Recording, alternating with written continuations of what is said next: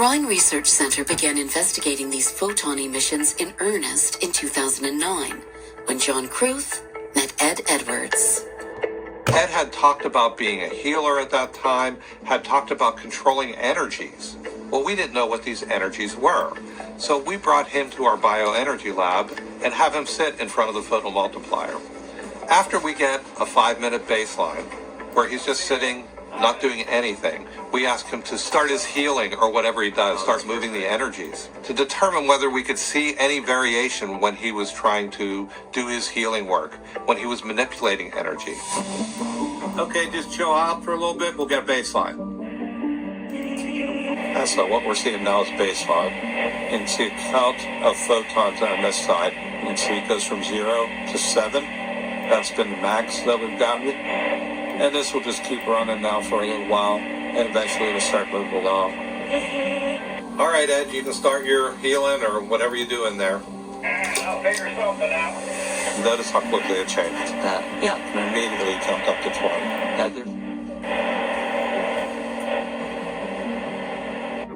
20. As soon as I said start, it started jumping and started going out. From 7 up to 20, up to 50, up to 90. According to photomultiplier readings, Edwards can drastically increase ultraviolet photon emissions from his body, seemingly at will. So try to bring it up and hold it at a certain level. Don't try to get the big numbers.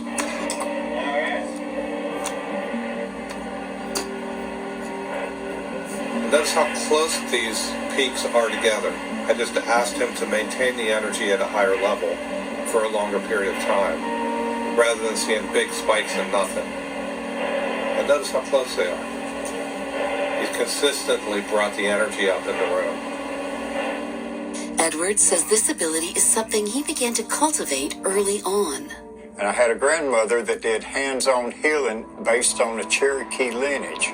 My grandmother kept cultivating this in me as a young child. And we would play patty cake games, me and my grandmother. And we could feel the magnetic fields form between our hands. My hands would get hot and tingly. You don't have to have a trained eye to see this. It's very obvious that there's something going on during the active session that's not happening during the baselines. My whole life I learned how to pull and push people from a distance, creating and changing these electrical flows in my body system. We usually look at 6 sigma differences, and that means it's a 1,000,000 to 1 chance it's going to happen. What we're seeing with this and the consistency of it is way beyond 6 sigma. So me and John just do one experiment after another. That's 60 photons. That's nearly 10 times what our baseline is. He wires me up with all kinds of stuff and collects data on me.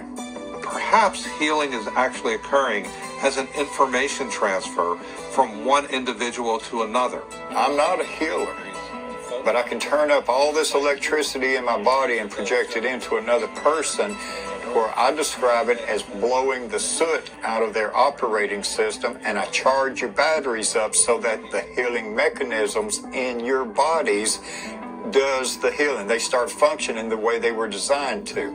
Perhaps an energy healer isn't actually applying a healing process, but enabling your body to heal itself.